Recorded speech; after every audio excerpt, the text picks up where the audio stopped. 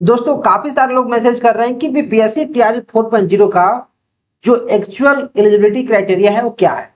तो मैं इसका एक्चुअल नोटिफिकेशन लेकर आया हूं और मैं एक एक नोटिफिकेशन का ब्रेक डाउन किया हूं कि किसका क्या मतलब है, कौन कौन से डिग्री एलिजिबल है। तो आप वीडियो को लास्ट तक देखो, तब जाके आपका एक एक डाउट क्लियर होगा। ये हमारे पास है एक्चुअल इसका नोटिफिकेशन जो हमारे पास यहाँ लिखा गया है।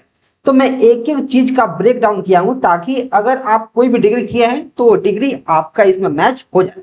तो यहां शुरू करते हैं। न्यूनतम 50% अंकों के साथ निम्न समूह विषय में मान्यता प्राप्त विश्वविद्यालय या फिर संस्थान से प्राप्त उपाधि। बहुत सारी उपाधि है, तो चलो एक एक करके देखते हैं। ठीक है, तो देखो, और एक चीज पहले समझो कि इसके लिए कोई भी बीएड की रिक्वायरमेंट नहीं है। बीएड यहां लिखा है, बीएड की रिक्वायरमेंट नहीं है।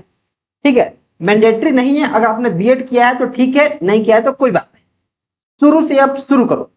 लिखा है DOEACC, DOEACC के स्तर ए किसी विषय में स्नातकोत्तर की उपाधि एवं मतलब DOEACC ए लेवल का हो प्लस किसी भी विषय में मास्टर डिग्री हो।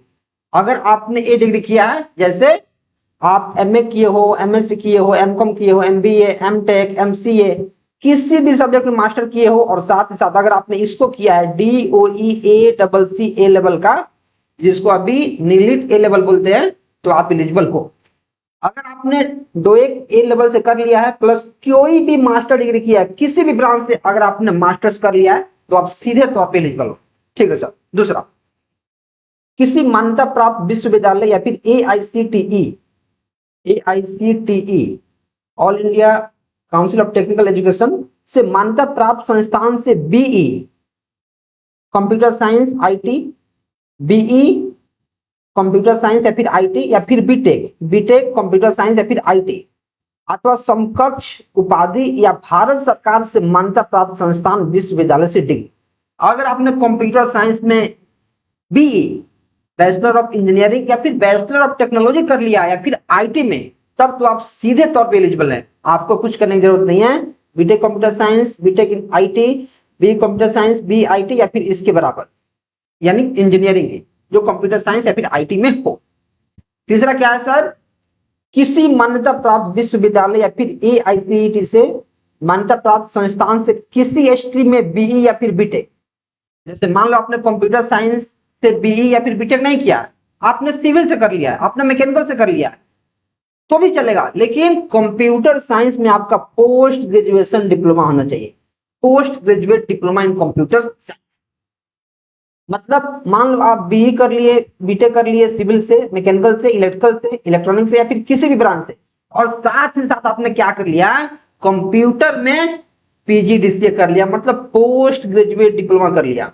अगर आपने PGDCA किया है किसी भी ब्रांच से, अगर आपने बीटेक भी किया और साथ ही साथ अगर आपने PGDCA कर लिया है, तो आप सीधे तौर पे एलिजिबल हैं, आप एलिजिबल हैं। अब यहाँ एक चीज और है, PGDCA है और PG यहाँ DSC।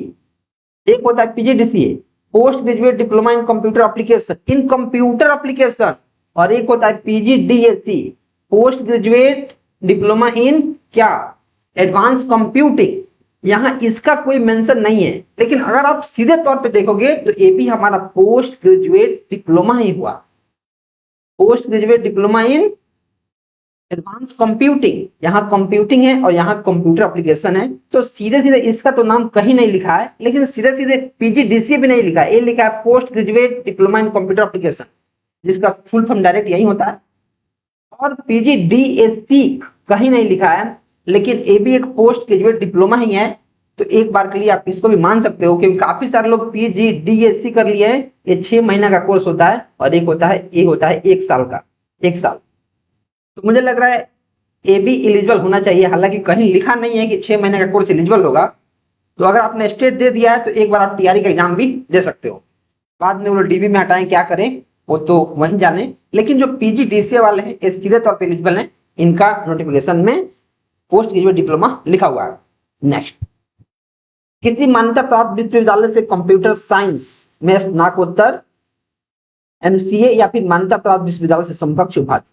मतलब MSc कंप्यूटर साइंस कर लिया हो, MCA कर लिया हो या फिर इक्विवेलेंट कर लिया हो, MSc कंप्यूटर साइंस, MCA या फिर इसके बराबर, तो आप सीधे तौर पे एलिजिबल हैं। अगर आपने किसी भी मान्यता प्राप्त विश्वविद्यालय से कंप्यूटर साइंस में स्नातक कर लिया, BCA कर लिया या फिर स्नातक या फिर समकक्ष एवं किसी विषय में स्नातकोत्तर, मतलब अगर आपने BSc कंप्यूटर साइंस कर लिया है, BCA कर लिया है या फिर इसके बराबर कर लिया है, और किसी भी सब्जेक्ट में अगर आप मास्टर डिग्री कर लिए हैं, किसी भी सब्जेक्ट में मास्टर डिग्री, जैसे अगर आपने BSc कंप्यूटर साइंस कर लिया है प्लस MA कर लिया, BSc कंप्यूटर साइंस कर लिया प्लस MSc कर लिया, BSc कंप्यूटर साइंस कर लिया प्लस MCOM कर लिया, BSc कंप्यूटर साइंस कर लिया प्लस MBA कर लिया, BCA कर लिया, MA कर लिया, ये सारी डिग्री, मतलब कंप्यूटर साइंस में ग्रेजुएशन प्लस किसी भी स्ट्रीम में पोस्ट ग्रेजुएशन, आप सीधे तौर पे एलिजिबल हैं। किसी मान्यता प्राप्त विश्वविद्यालय से कंप्यूटर साइंस में पोस्ट ग्रेजुएशन, डिप्लोमा एवं किसी विषय में स्नातकोत्तर की उपाधि, ये भी वही चीजें दे दी गई हैं।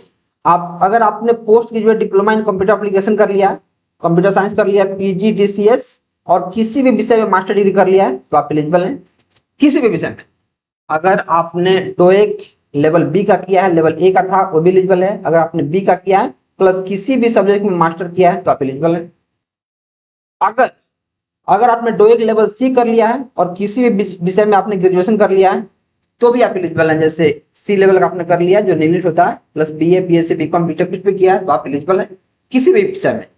या फिर अगर आप MCA किए हैं 3 साल वाला, 3 साल वाला MCA, अगर कोई 2 साल वाला MCA किया है तो एलिजिबल नहीं। राइट, 1 मिनट, किसी का मैसेज आ रहा है, अर्जेंट है।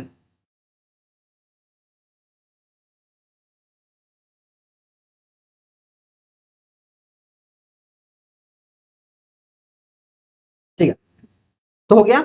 अब 1 मिनट देखो, अब इसके लिए अगर आप एलिजिबल है तो आप पढ़ना शुरू करो इंडिया का सबसे भयंकर बैच से, क्योंकि ये बैच आपको एक एक चीज कवर करा देगा और आपको 15 फुल मॉक टेस्ट आपको मिलेगा, including PYQs plus 45 sectional mock test, सारे सब्जेक्ट का theory, sectional mock test, full mock test, video solution, बहुत सारा प्रैक्टिस क्वेश्चंस, और इसके अलावा इंडिया के जितने भी कंप्यूटर साइंस के एग्जाम्स होते हैं उनके PYQ का भी सोल्यूशन विद PDF मिल जाएगा, ताकि आप एक एक चीज प्रैक्टिस कर लो। और बहुत जल्द हम इसमें गेट CSE के जो इंटरमीडिएट लेवल तक PYQs हैं उनको सब करके डालेंगे, ताकि इस बार एग्जाम का लेवल बहुत अच्छा रहने वाला है। तो अगर आप एक एक अच्छे लेवल क्वेश्चन कर लेंगे तो फिर आप कॉन्फिडेंट रहेंगे। डिस्क्रिप्शन में लिंक है, अगर आपको कुछ डिस्काउंट चाहिए तो मैं एक कूपन कोड दिया जाता हूँ GET10, आप कूपन कोड अप्लाई कर सकते हैं, एक एक चीज आपका कवर हो जाएगा। चलिए मिलते हैं नेक्स्ट वीडियो में, तब तक आप चैनल को सब्सक्राइब कर लो। Thank you. अगर आपका इसमें से कोई भी डिग्री मैच कर रहा है तो फिर आप बिना सोचे समझे बस पढ़ाई करो, पढ़ाई करो, पढ़ाई करो, क्योंकि पढ़ाई करोगे तो ही फायदा होगा, अगर पढ़ाई नहीं करोगे तो कोई मतलब है नहीं। चलिए नेक्स्ट वीडियो में, तब तक आप चैनल को सब्सक्राइब करो। Thank you.